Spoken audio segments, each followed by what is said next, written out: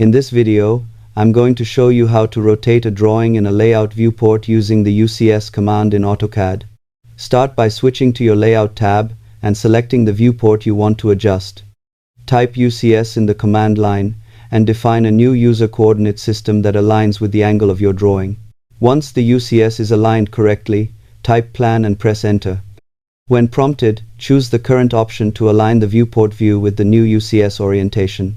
Your drawing will now appear straight within the viewport without altering the actual geometry and model space. This method is ideal for preparing sheets, layouts, and plotted drawings that require a clean and professional presentation.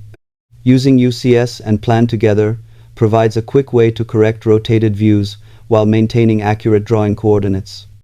After aligning the view, you can lock the viewport to prevent accidental changes to the orientation or scale.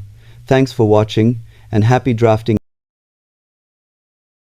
in AutoCAD.